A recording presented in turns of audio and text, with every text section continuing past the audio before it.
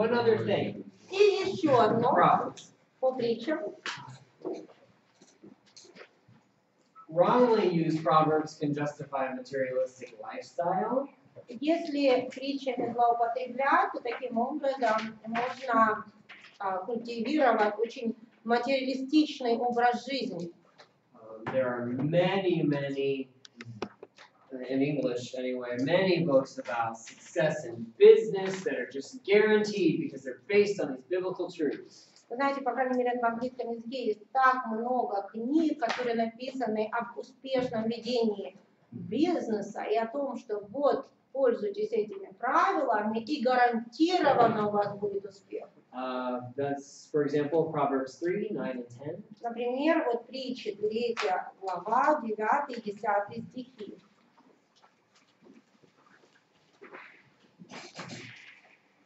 If you get it, read it. 3, 9 and 10. Yep. Чти Господа от имени Твоего, я начатка всех прибытков Твоих, и наполнится житницы Твоей до избытка, что силы Твои будут переливаться новым вином. There it is, guarantee from God. Вот видите, Божьи гарантии. As long as you give Him your first fruits, Если будете отдавать Богу начатки, your barns will be filled. тогда житницы ваши будут наполнены. Not exactly. Ну, не совсем так. It's always good advice to give God your first. Это всегда полезно Богу первое все отдавать. It's a very interesting and very useful principle to give God your first fruits, because you don't know if there are going to be second fruits. И это очень хороший такой вот глубокомысленный принцип отдавать Богу начатки, да, то есть первые плоды. Почему? Потому что ты не знаешь, будут у тебя вторые или нет. But this is just good advice. Это просто хороший It's not a совет. guarantee. Это не гарантия. God might not give you Бог может не full дать barns. He might need to teach you a lesson or grow you. полные житницы. Возможно, Он захочет вас научить другому какому-то уроку в жизни. But when we rightly use the proverbs, we have practical advice for daily living. Но если мы правильно будем использовать притчи, тогда у нас будут практические советы на каждый день. One more, Proverbs 21, И verse 9. еще одно место, это притчи 21 глава, 9 стих. Some proverbs have a very cultural context. Некоторые притчи написаны в особо культурном контексте, особенно в культурном контексте того времени. And we need to discover what they mean so we can translate them for today. И поэтому для того, чтобы правильно перевести их на современный язык, нужно сначала понять, что они имеют в виду. What is verse 9? Что 9 стих говорит, 21:9. притча 21 глава. Лучше жить в углу на кровле, нежели со сварливой женой в пространном доме. Now, to us that sounds especially funny. Нам это как бы звучит даже смешно. Because in our minds we have a certain picture of what a home is. Потому что у нас есть определенное представление о том, что такое дом. And people wouldn't live up there at all. Или People wouldn't live up on a housetop at all. и мы сегодня понимаем, что как человек на крыше в любом случае не сможет жить до современного дома. And of course the meaning doesn't change completely. И хотя значение нельзя сказать, что радикально меняется, But we know that in this culture, the rooftop was another floor of the house. People were up there. но мы знаем, что в культуре того времени на крышах домов стоял как бы отдельный этаж, и люди там тоже жили. So it's saying, better to just have your little place on your roof И outside по сути притча говорит о том, что лучше маленькое пространство свое иметь где-то на крыше, than to stay inside with your чем clothes and wife. внутри дома находиться со сварливой женой. What can we translate that to today? Как это можно на современный язык так перевести, переложить?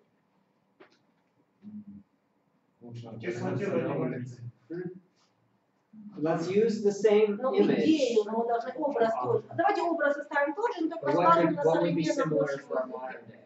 Вот сравним это с современной ситуацией. Где тогда лучше, чем где? Ну, нам не важна роскошь, а лучше жить не ругаясь в мире и You're too much Вы interpreting. слишком много толкований добавляете How сюда. about in America, better to live in the garage than in the house that you're close and wide. Лучше жить в гараже, чем в доме со сварливой женой. Better to live on the balcony than inside. У вас, может быть, это наверное так может быть. Лучше на балконе жить, чем внутри со сварливой Now, женой. let's think, what is the point of this verse? Давайте тогда постараемся увидеть главную мысль этого стиха. В чем главная мысль этого стиха? Совет женщине, что и муж избежит из нее, если она будет сварливая. Remember, we're talking to a young man who's Не забывайте, New совет life. давался мужчине, сыну. choose carefully. Правильно, совет в том, что внимательно выбирай себе будущую жену. Carefully. Осторожно выбирай себе будущую жену. Yeah. Okay. Wisdom in Ecclesiastes. Мудрость книги Экклесиаста.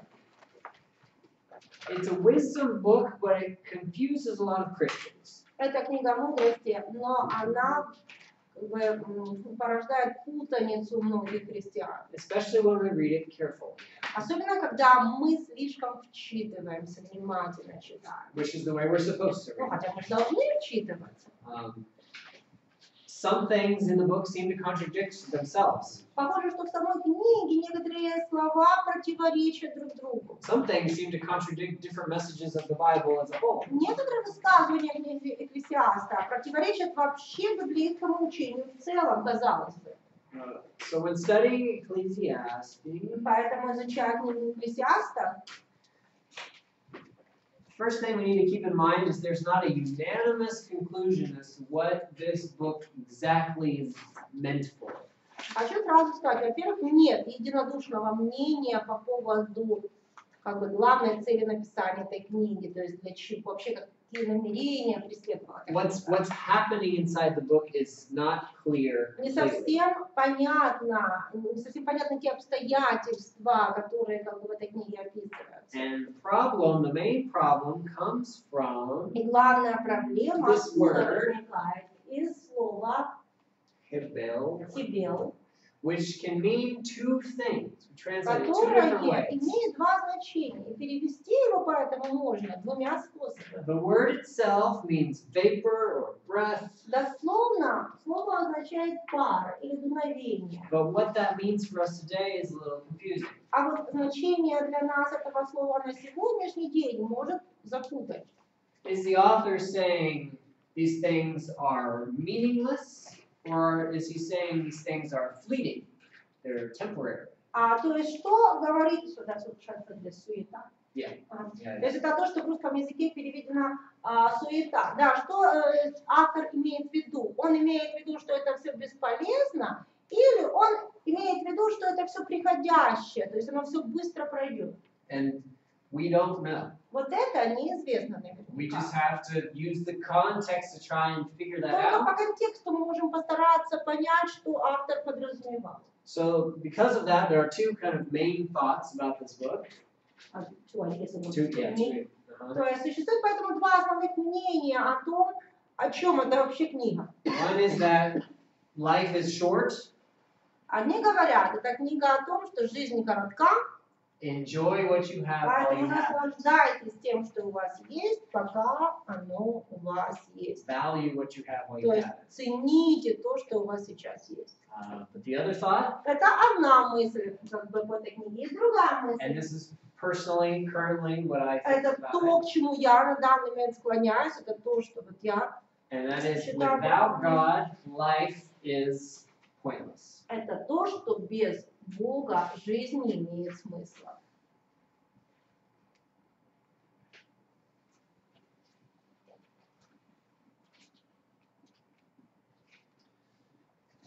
The book's got to be studied, it's got to be used carefully.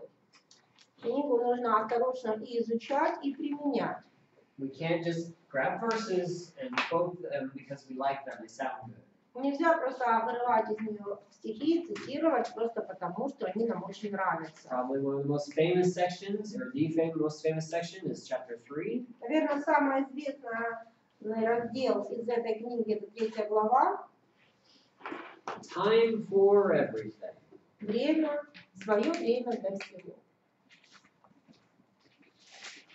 Всему свое время. The thing is, this whole book seems to be more of an observation of the author, observation of life. Такое впечатление, что вся эта книга — это просто жизненные наблюдения автора. And so when he says there is a time for war, he's not saying there is supposed to be war. И поэтому, когда он говорит «время войны», он не имеет в виду, что должна быть война. He's saying it's just a part of the life that keeps going Он просто on. говорит, это просто обычный жизненный цикл, который повторяется снова и снова. There are times when it happens, there are times when it doesn't. Иногда есть время, когда войны идут, иногда есть время, когда их нет. It doesn't mean that we're supposed to have Это не war. значит, что мы должны обязательно иметь войны. This book seems to be a reflection on wisdom, and it's very speculative. Эта книга — это размышление о мудрости, и здесь автор строит много догадок. It's not really necessarily trying to give us answers, it's just trying to ask the hard questions. Он не обязательно пытается дать нам ответы на все вопросы, сколько пытается поставить перед нами сложные вопросы. Questions, when we're reading the book itself, feel very hopeless. Иногда вопросы, которые поднимаются в книге, ты когда их читаешь, такое впечатление, что полностью безнадежность какая-то ощущается. But these questions should lead a Christian to Jesus. Но эти вопросы, которые, казалось бы, указывают на безнадежность, христианина должны подвести к Христу. To his death, to his resurrection, К the его hope that we have. смерти, к воскресению, и к упованию, которое у нас теперь есть. One important, or I guess one piece of advice I would give you, И совет, который я хотел бы вам дать, and this is about Psalms, this is about wisdom literature. это совет относится к псалмам и вообще к литературе мудрости. These are really great to read in a modern translation. Это книги, которые особенно замечательно читают в современном переводе. Because they're meant to convey emotion and feeling, and 200-year-old text is hard to do that. Потому что именно они должны были передать именно эмоции и чувства, а тексту, которому 200 лет, да, как бы языку, которому 200 лет, очень сложно это сделать для вас. Maybe even a good personal idea for you in your study is to rewrite some of these things. Даже вот может быть такая мысль, личный совет для вас. Вы можете даже попытаться собственными словами переписать некоторые из них. Create your own paraphrase. Как бы перефразировать по-своему. Try to feel the words that the author has given. Прочувствовать слова автора. These newer translations really help us appreciate that more than older. Переводы помогают лучше это оценить, чем более старые переводы.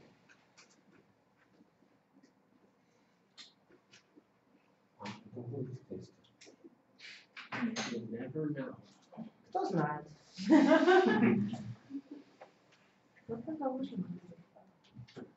All right, and go forward. Идем дальше. Prophets. Пророки. А можно вопрос? Yes. Скажите, почему мы как поэзию не рассмотрели «Плач Иеремии» и как мудрость не рассмотрели книгу Иова? Because we don't have time. Потому что у нас времени этого нет. That's all. Это единственный ответ, который я могу дать. And the principles we're learning from these other ones should really help us. Все принципы, with которые this. мы рассмотрели вот в этих двух книгах, они по сути относятся и к третьей. And now, for example, we're going to talk about prophets and not talk about a single one of the prophets. Вот более того, сейчас мы будем говорить о пророках, и этом не говоря конкретно ни об одном из них. Just the idea of. Просто мы будем в целом рассматривать мысли, которые касаются. Okay, Old Testament prophets. Итак, ветхозаветные пророки.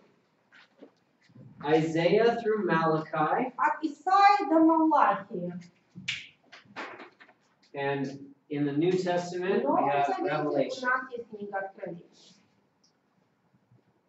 There are different passages that are prophetic throughout the Old Testament. В Ветхом Завете есть также другие отдельные отрывки, которые носят пророческий характер. And of course, even Jesus speaks prophecies. Сам Иисус иногда говорил пророчество.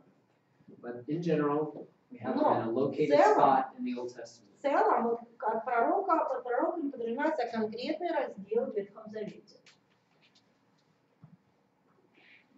We have to remember, especially when working with and teaching people who aren't familiar with the Bible to clarify what it means to be a prophet in the Bible. А когда мы занимаемся с людьми, особенно еще вот неверующими, да, нам нужно, которые не очень, вернее, знакомы с Библией, не то, что неверующие, не очень знакомы с Библией, нужно давать им определение того, кто такой пророк. It was not somebody who only told the future. Пророк никогда не был человеком, который просто мог предсказать будущее. Each prophet had a specific job to deliver a specific message. Каждому пророку дана была определенная миссия, и он должен был донести определенное послание.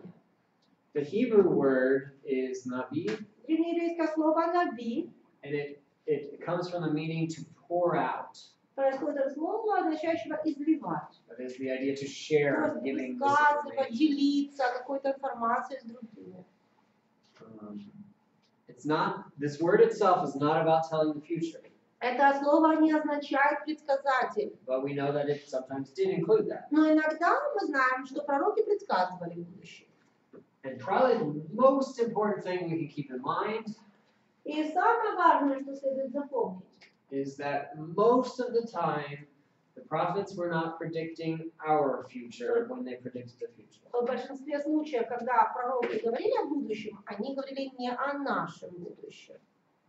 They were speaking to the people at Они that time говорили людям того времени, and about times which have already passed. о тех временах, которые с нашей точки зрения уже прошли. Most of, Чаще всего, видите, в большинстве случаев.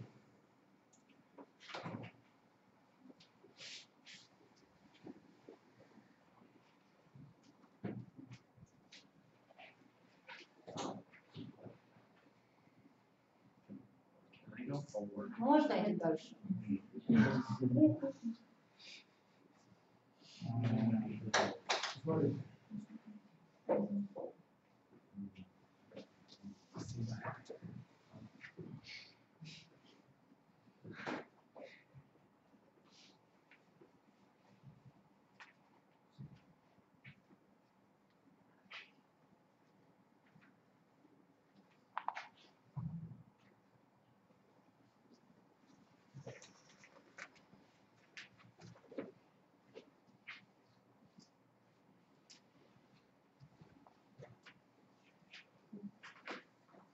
I'm going.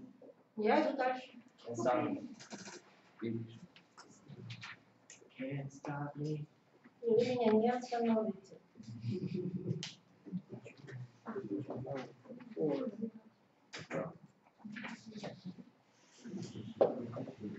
Okay. This, I don't know if you've heard me say this, Я не знаю, слышали ли вы или нет, как я это говорил, but if I haven't, you should write this down. но если я еще не говорил, то обязательно запишите. Context, context, context. Контекст, контекст и еще раз контекст. We have to be aware, especially in the prophets, of historical context. Говоря о пророках, прежде всего нужно знать исторический контекст. God used the prophets as what we could call maybe covenant enforcement mediators. I don't know how that is Бог translated. использовал пророков для того, чтобы они были теми посредниками, которые помогут ввести в силу завет, заключенный между Богом и людьми. That is, they already had an agreement with То есть God, завет уже был заключен, and they were moving away from it. но они от завета начали отходить. And God sent a prophet to them to И Бог remind them about what was Посылал going to happen, пророка, чтобы он им напомнил, что произойдет, to remind them of how he's feeling, чтобы напомнить им, как он себя чувствует, and to remind them that if they didn't fix it, they would be punished. и напомнить, что если они не изменятся, то будут наказаны. So there's three major repeated themes. Wait. Okay. I don't know what that is. There we go. Okay. Yeah. So we have three things that repeat throughout the prophets. Поэтому в пророках повторяются постоянно такие три темы. Covenant breaking, Нарушение завета, judgment, ну, имеется в виду завета, не соглашение, затем суд and then restoration. и затем восстановление. And we know from reading the Old Testament that just happened over and И из over. Ветхого Завета, читая его, мы видим, что это происходило снова и снова. And all of the Old Testament prophetic books themselves, the actual prophecy books, Во всех вместе взятых ветхозаветных книгах пророчеств, то есть всех, exist in a history of about 760 to 460 BC. that's what they cover. Yeah, the time period. Исторический период, который там, как бы, эти книги описывают, с 760 до 460 годы до нашей эры. And for the most part, when we read these, we're listening to one side of a telephone conversation. И всякий раз, когда мы читаем эти книги, мы как будто бы с вами слышим телефонный разговор, но мы только слышим одну сторону. That was my landlord. Хозяин моей квартиры что-то Today is the 14th of September. He's probably wondering where his rent is. Сегодня 14 сентября, он, наверное, уже думали, где же моя аренда, арендная плата. We left for Kyiv and forgot to pay rent. А мы уехали в Киев и забыли заплатить аренду. It's good that we're good friends with him. Хорошо, что мы с ними дружим. Don't call him. Нет, смотрите, не звоните ему. We'll call him later. Поговорим с ним позже. Okay, so a lot of the historical context we don't get from the Bible. То есть большую часть исторического контекста этого времени мы не можем узнать из Библии. History can teach us a lot about what was going on behind the scenes of these prophets. Вот исторические книги могут нам много рассказать о том, что происходило в то время, когда писались книги пророков. And maybe more than any other books in the Bible, outside sources help us understand these more fully. И помимо библейских книг, которые историю того времени описывают, все-таки больше информации можно найти во вне библейских источников. Commentaries and Bible Это могут быть dictionaries, комментарии, библейские словари, even Wikipedia. Википедия даже та же. Wikipedia is also great, I will say again, because it'll give you the conflicts and the way that sometimes these episodes lined up in history. Почему как бы хороша Википедия? Потому что она очень хорошо описывает различные исторические события, что происходило, о разных конфликтах, говорит того времени, то есть освещает со всех сторон. Yeah, oftentimes. not Часто, не всегда, но часто. And as just another piece of advice, as you learn different historical contexts, write those in your Bible. И еще один небольшой практический совет. Узнавая какой-то исторический контекст того времени, да, записывайте важные события всех Библии. So when you're reading, you can be reminded what was happening. Чтобы затем, читая эти книги, вы себе напоминали, что в то время происходило.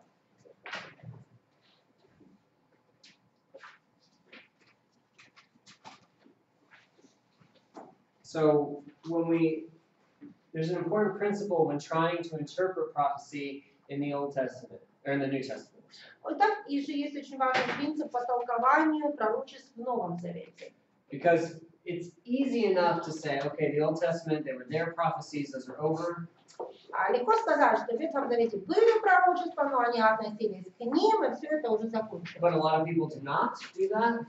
Но многие люди этого не говорят. And they pick prophecies from the Old Testament and they say, I think this is what it means. И поэтому они берут из Ветхого Завета пророчества и говорят, я считаю, что это что-то и то-то, это означает то и все. There's just a great principle in Acts 2.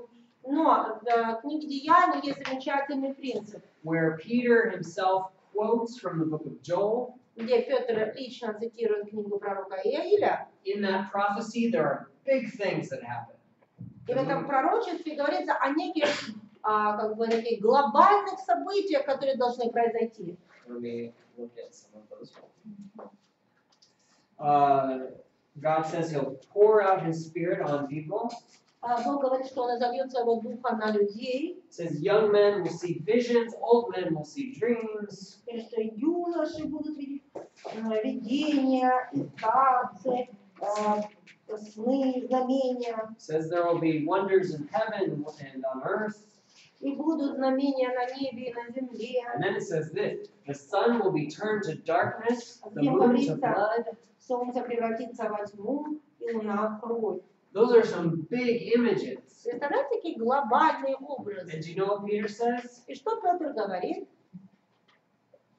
This, what's happening today, what you are seeing, Что то, что происходит сейчас, сегодня, то, зачем вы сейчас наблюдаете, is what Joel was talking about. это именно то, что имел в виду Иаиль. Now, as far as we know from this text, Насколько мы видим из текста, the moon did not turn to blood. Луна там не превратилась в кровь. But in Joel, that was an illustration or image of something really big happening. Иаиля это была иллюстрация того, что произойдет нечто настолько глобальное, настолько важное. And Peter interprets it by saying, Павел this is what it was talking about. толкует это пророчество и говорит, именно об этом шла речь. And that's kind of anticlimactic. It just feels like, oh.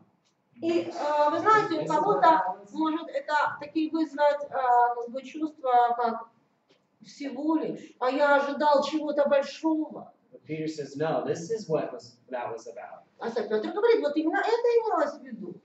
So we need to be careful to pay attention when the New Testament actually interprets a prophecy from the Old Testament. Поэтому, когда касается пророчеств Ветхого Завета, особенное внимание нужно обращать, когда на Новом Завете они толкуются. And use that as an example for us to say that it's not exactly what it sounds like most of the time. И как пример для нас это может какой показать, что чаще всего они не буквально сбывались так, как были описаны, да?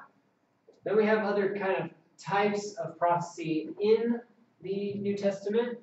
В Новом Завете есть тоже своеобразные, можно сказать, виды пророчеств. It's called shadow and Это то, reality. что называется тень и реальность. The idea is the cross is in the middle.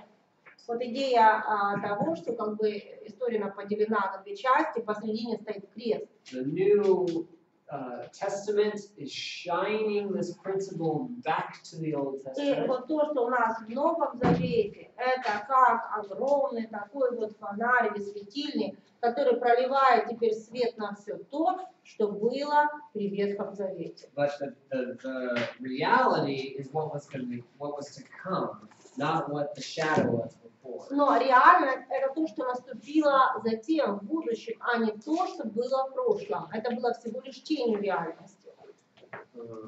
For example, Например, Hebrews 11:1 or wait. Was it 1 or 2? 10:1. Hebrews 10:1. например, Евреям 10:1. It explains that. Здесь объясняется это. Just go ahead and read it. Закон имеет тень будущих благ, а не самый образ вещей. Одними и теми же жертвами каждый год, постоянно приносимыми, никогда не может сделать совершенными приходящих с ними. So it's like this. Посмотрите, это похоже на это.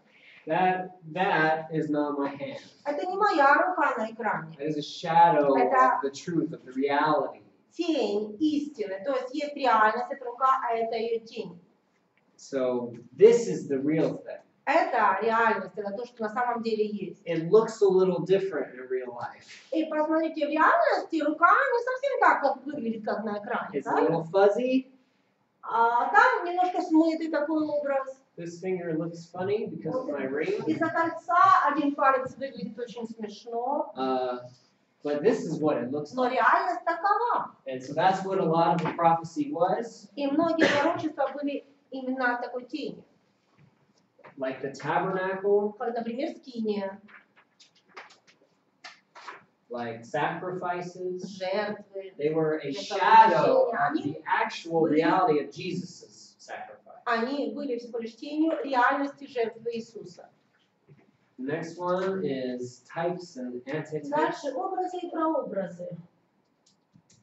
These are like shadows in reality, Это похоже на идею тени реальности. but usually they're about specific people Но обычно под образами подразумеваются конкретные личности, люди, that have to do with Christ most of the time. чаще всего связанные каким-то образом с Христом. Just as in through Adam, sin came into the Как world. говорится, через Адама грех вошел в мир, Through Christ, а через Христа redemption of our sins. искупление наших грехов. Melchizedek was Мельхиседек a strange priest. He didn't follow the rules of the other priests. очень странным священником, вообще не соблюдавший правила, которые нам были потом известны. He wasn't a Levite. Он не был левитом. He was a priest and a king, Он был и священником, и царем. just like Christ. He was Как not a Христос Levite, не был but he левитом. fulfilled the role of a priest and he was a king. Тем не менее, он исполнял работу священника и был царем. Those kind of examples Это related to people. примеры образов и прообразов, это люди. And then, of course, there are physical and spiritual. Есть еще духовное и физическое. The physical Jerusalem, and then now today our spiritual Jerusalem. Физический Иерусалим, а есть сегодня духовный Иерусалим. Mount Zion, the physical Гора, mountain. Сион, физическое, материально, земная.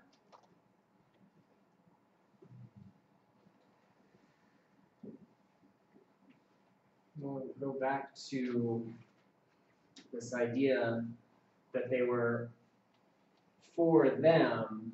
Sorry, yeah, not for us. И опять-таки это возвращает нас к идее того, что пророчества предназначались для них, а не для нас. We have things to learn from them. Из них мы можем много для себя уяснить. The prophecies, the primary application were for the first hearers. Но главное применение или главное значение пророчества имели для своих первичных получателей. This kind of goes along with what I already mentioned to you, saying, just like in the Old Testament, when Israel repented of their sins, God relented. When Ukraine repents of their sins, God will relent. Это все равно, это то, что я говорил вам раньше, да, вот когда некоторые так трактуют, что вот раз Бог в Ветхом Завете сказал Израилю, если вы покаетесь, я вас,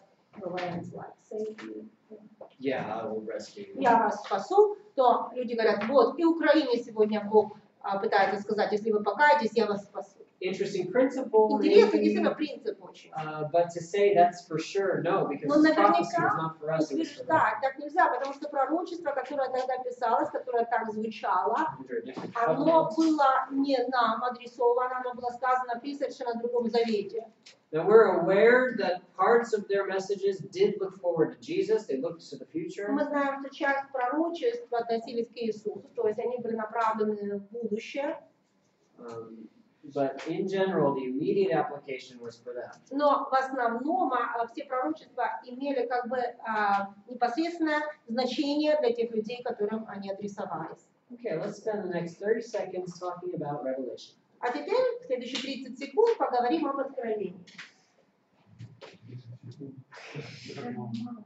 Well, first of all, this is not a class about Revelation. Во-первых, потому что у нас предмет называется не откровение, This is about how to exegete. а у нас предмет о том, как проводить экзегезу. So these are just a few points on when approaching Revelation, what do we do with it, where do we start? Поэтому мы поделимся, я поделюсь несколькими мыслями о том, как подходить к книге Откровения, изучая ее, с чего нужно начинать. You can ask your Revelation teacher all of your Revelation questions when you have that class.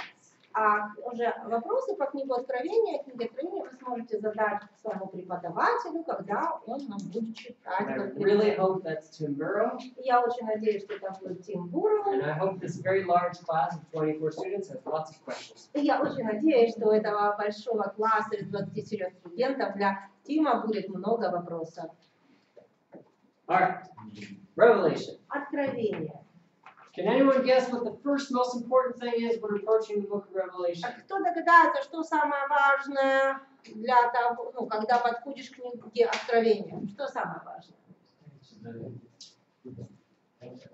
Yeah, I mean, that's a safe Догадались, yes. да, Safe догадались, yes, я but the думаю, word I was looking for was exegete. но я искал не это слово, а экзегезу.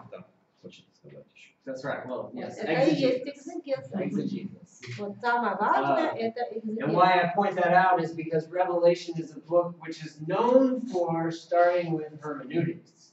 What does Почему it я mean for us упоминаю today? экзегезу? Потому что Откровение это, так сказать, пресловутый пример того, как люди начинают изучение этой книги именно с герменевтики. Мы должны с вами начинать с экзегеза. Just open up a page in Revelation, there's a description about some kind of beast, and we think, that must mean the beast is coming.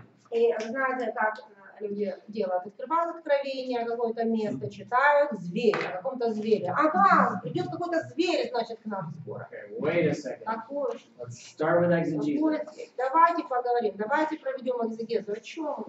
exegesis first, or to say it a different way, context. Итак, прежде всего экзегеза, или другими словами, контекст, и еще раз контекст. So here's a few points about the nature of the book of Итак, Revelation. несколько слов о природе книги Откровения. One thing that's interesting is it's not just prophecy. Одна интересная вещь, это не просто пророчество. There are actually three different kinds of literature in Revelation. В книге Откровения присутствуют три вида литературы. There's Revelation as apocalyptic С одной literature. стороны, Откровение – это апокалиптический жанр And those литературы. are the big confusing pictures.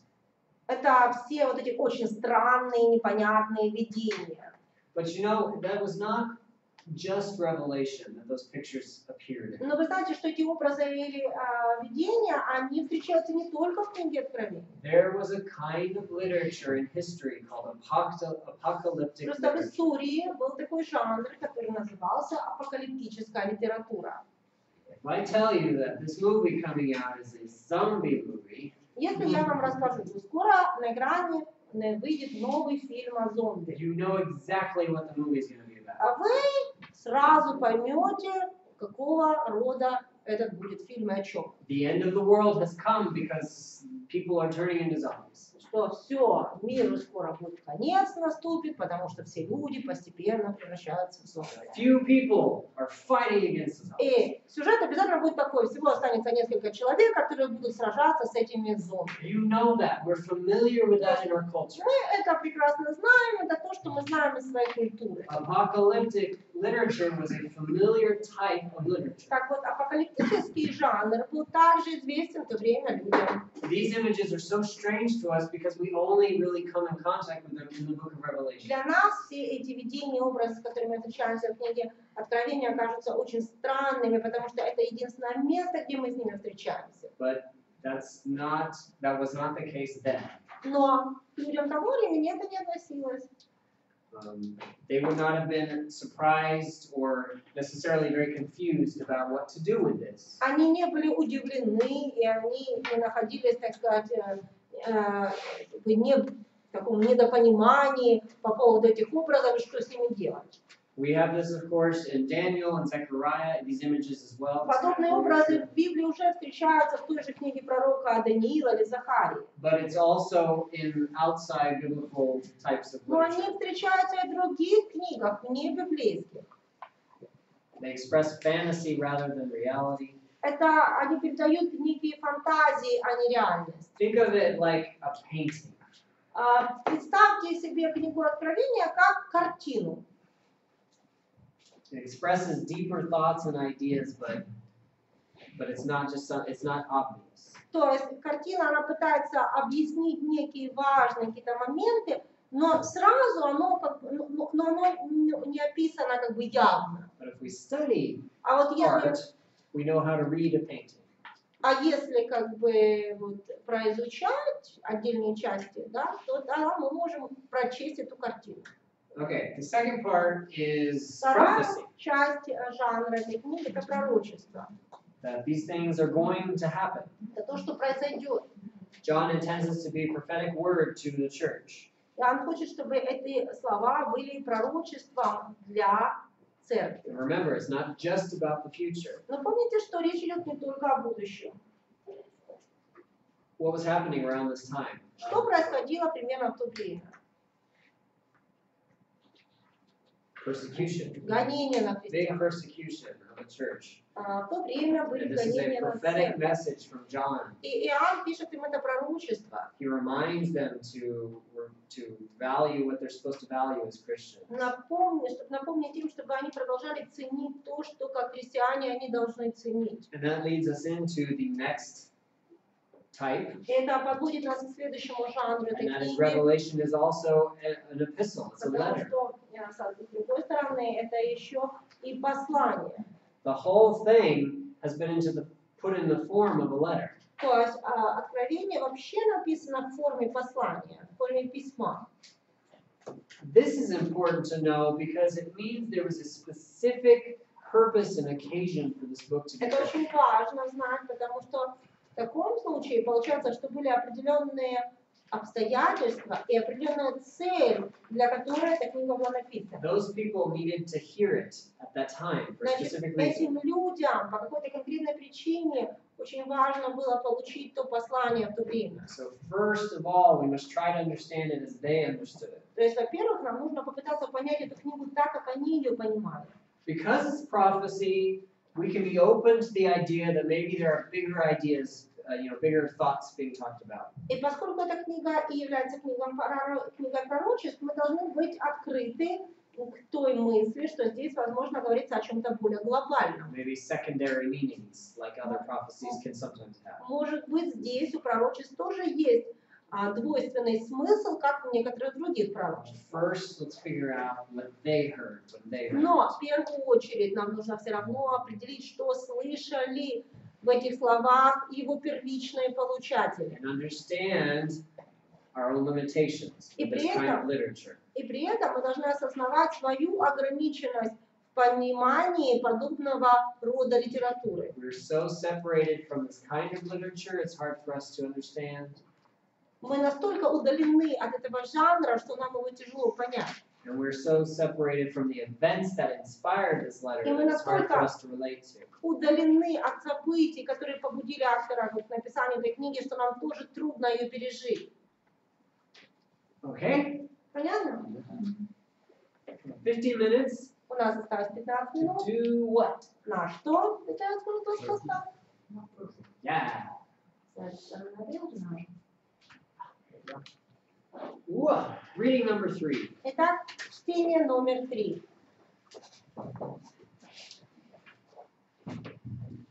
Now we're getting, okay, we've gotten a feel for the mood and Итак, мы atmosphere. уже постарались с вами ощутить послание, да, какое настроение, какая атмосфера.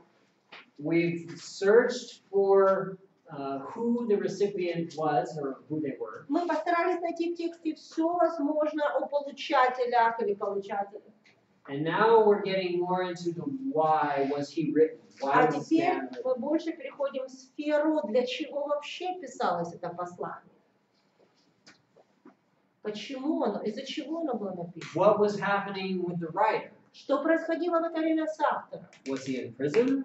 Может быть, он был в темнице. Was he angry? Может быть, он гневался на Was что-то. he coming soon? Может быть, он вскоре собирался к ним прийти.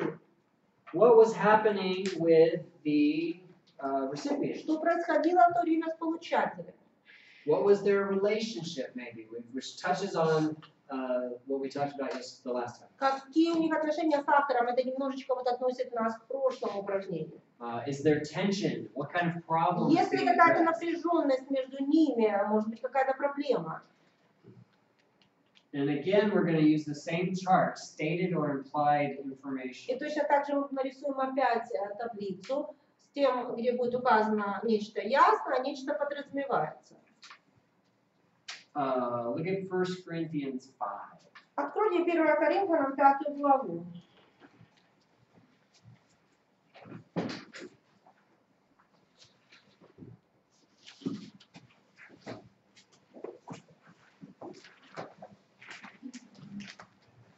Five one. Первый стих.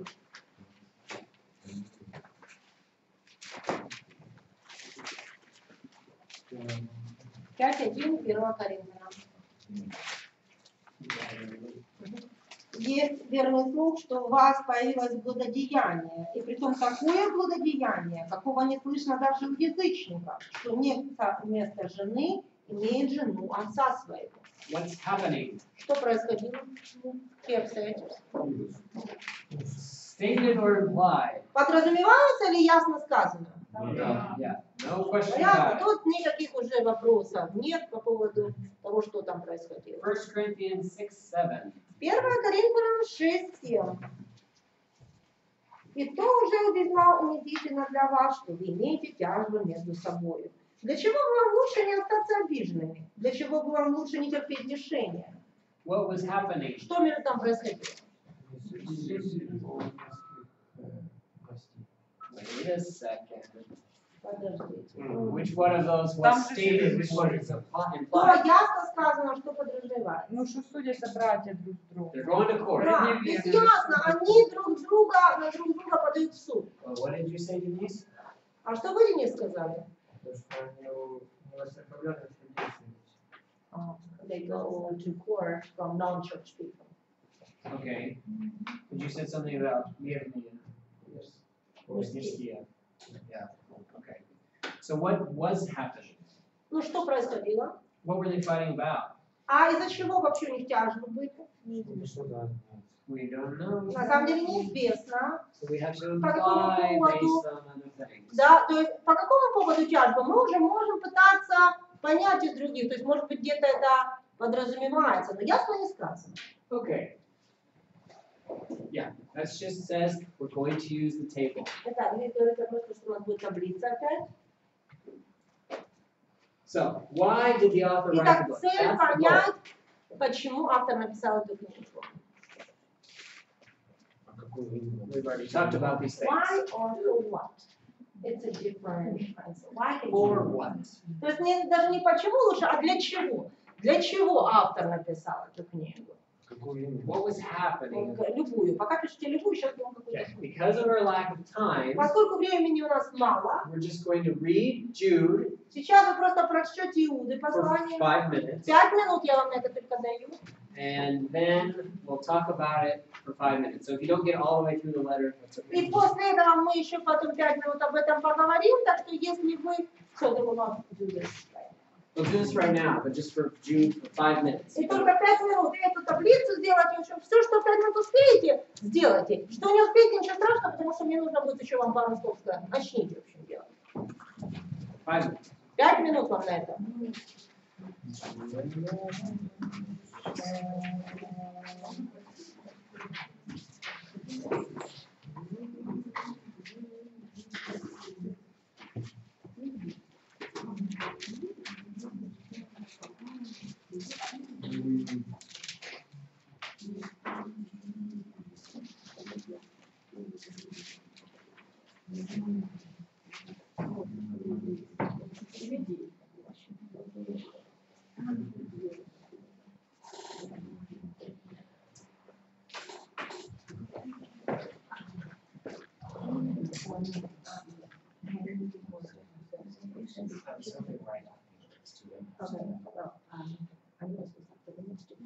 Oh, okay, yeah, me too.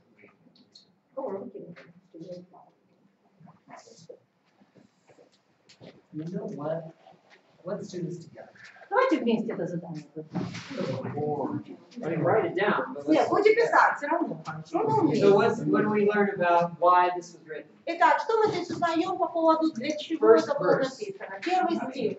That you see. What's the first verse? Вот, вернее, первый стих, который по этому поводу что-то вам говорит. Четвертый. 4. Четвертый. What's wrong? What's wrong? Так, что же происходило? Что случилось? Ибо вкрались некоторые люди, издревле предназначены к этому осуждению, нечестивые, обращающие благодать Бога нашего в повод к распутству и отвергающие единого владыку Бога и Господа нашего Иисуса Христа. Okay, so what is stated obviously? Итак, что здесь ясно сказано? Bad people have come into the church. Плохие люди вкрали церковь. Да, But пришли в церковь not плохие люди. just barged in, they came in unnoticed. Nobody noticed. Но они не просто вот так ввалились, да, в дверь, они незаметно вкрались. Это слово подразумевается вкрались. So what can we imply from that? А из этого можно что увидеть, что подразумевается?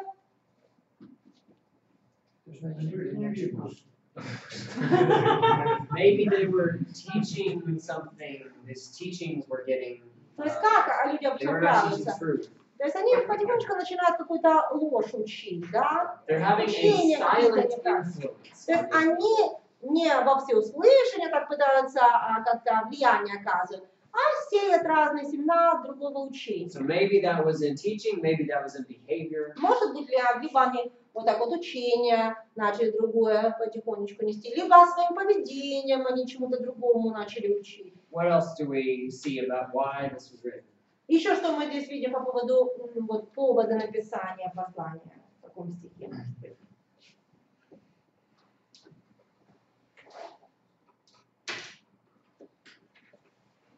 Для чего он еще пишет? 12 стиха он последовательно рассказывает характеристику этих людей. Which То есть он раскрывает их суть. 12. Можно раньше, там, в 8 стихе злословят, подвергают начальство и злословят высокие власти. Again. В 8 подвергают начальство и злословят высокие власти. То есть, может быть, это был какой-то конфликт у церкви из-за них с властями. Но это может быть. Yeah, they have relying on their dreams, their imagination. То есть они полностью все основывают на своих каких-то видениях, да, на своем воображении. They reject authority. И говорят, что они отвергают начальство, то есть власть они отвергают. Is that the authority of the church there? Is it the Какую authority of the власть? apostles? Власть внутрицерковную или власть апостолов. We don't know exactly. Наверняка неизвестно. It says they blaspheme the glorious ones. Ну, у вас, видите, злословят высокие власти, синодально, но вот в английском они богохульствуют против славных. Вообще по-другому получается. Потому что власть это как правительство, а там получается. Well, it's separated from reject authority and do this. То есть отвергают власть и злословят высокие власти, а у них вот и злословят или богохульствуют на славных. Это будет неясно. Нет, это перевод другой. So verse 10, 10 стих. they blaspheme all they do not understand. Они злословят, или опять-таки в английском используем буквально слово богохульствуют. То, чего не знают, на Now, то, what чего can we не знают. imply from them, from this phrase that they do not understand? Что можно извлечь как подразумеваемый смысл из-под фразы «чего не знают»? Как вы думаете, что подразумевается под фразой, что они не знают? Скорее всего, они плотские и не знают духовно. Yeah, and they're uneducated in what they need to be educated. Более того, они вообще как бы даже не обучены, то есть они не образованы в тех вопросах, в которых они утверждают, что они что-то знают. They're speaking boldly about things they don't even То есть understand. они с дерзновением учат чему-то, чего сами не знают. Вот еще в 11 стихе тут 3 таких примера приведено. То есть пример, как они идут путем правильным, потом поступают как малан, то есть, ну, скажем так, обращением к Богу, как известно. И последнее, вот, я думаю, это может быть связано где-то как Корей, это, то есть, ну, когда он пошел против Моисея, то есть против властей. Yeah, yeah.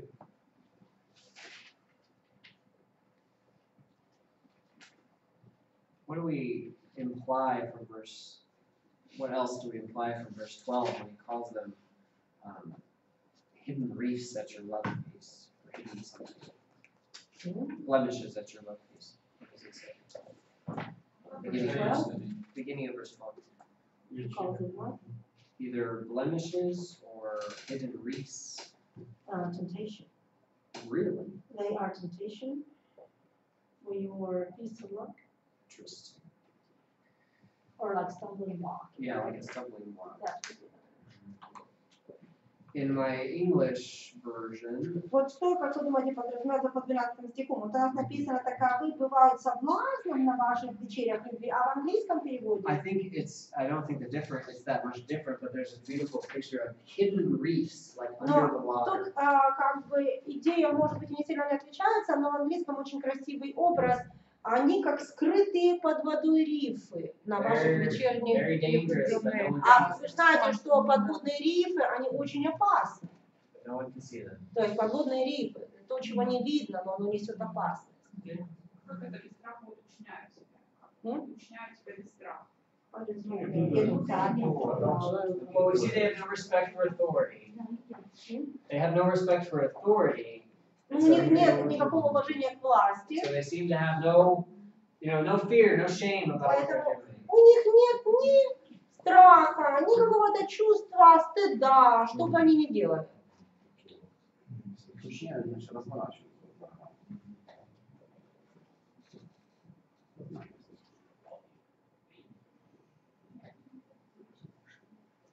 Yeah, she's in the first 12. Yeah, it's one. They're making themselves They bad. feast without fear. And that's what it says. That's It what I. does say they feast with you without fear, making themselves bad. Yeah, just like there's no shame. They're just То doing есть whatever they вот want эта to do. фраза, да, что они как вот, что хотят, то и делают, да, то есть. Отважно умершие. Я слышал такое значение, как тучи без дождя. Мгм. То есть они наплывают, люди ждут от них, но они пустые. В 7 стихе написано наказание Содому и Гоморры, а 8 так точно будет и с этими мечтателями. То есть о наказании тут сказано. Что их ждет? Ага. Еще нельзя говорить о том, что они могут практиковать. Не слышно, Олег Павлович. Еще, может, пример Содома и Гоморра говорит о том, что они практиковали это все. Maybe they practice what Sodom and Gomorrah practiced. Which was a lot of bad things. Ну, а там было много грехов, да, Verse 16 describes them, very clearly. Очень ясно описание дает им 16 стих. There's a lot of very obvious descriptions of how bad these people are. Так смотрите, в послании очень много таких ясных описаний того, насколько плохими были эти люди. So, in one sentence, what was the reason for this Поэтому this letter? Why как was it? сформулировать одним предложением, для чего было написано это послание? One sentence. Одним предложением, не словом, предложением. Показать характеристику врага. Еще раз. Показать характеристику врага, Okay. внутреннего врага. То вы Вот чтобы, для чего? Для чего? Для чего послание пишется? Еще Чтобы очиститься Предупредить. чтобы ободрить тех, кто не с ними. Yes. You're starting to bring this Ну, вы sentence together. начинаете писать это предложение, надо его до конца довести. Что они должны сделать? Ну, получили они послание. Warning them because it's dangerous and he needs them to know how dangerous Итак, он it их is. предупреждает, чтобы они поняли, насколько это опасно для них. I mean, you don't have to write that word for word. It's just И вам не нужно, конечно, это слово в слово писать. take what we know and put it in a full sentence. Но просто вы собрали информацию, теперь нужно ее сформулировать одним законченным The предложением. goal is not to warn. Цель не предупредить. We need to fill that out with a sentence. Давайте закончим мысль Who's целым предложением. warning whom about what? Кто кого предупреждает и о чем. Okay, tonight, Сегодня вечером pages 69 through 74, страницы 69 по 74 and do this with Philemon. и проведите такое упражнение, работу с Филимоном. Philemon's not as obvious, В послании к Филимону не так все очевидно. but we've already started to put together the picture together. Но тем не менее мы уже начали с вами составлять общую картину этого послания. Okay, that's all. Это все. May God bless И you. пусть And may Господь you вас have nice dreams благословит. about me tonight. Надеюсь, у вас сегодня я хорошо буду являться в снах. Thank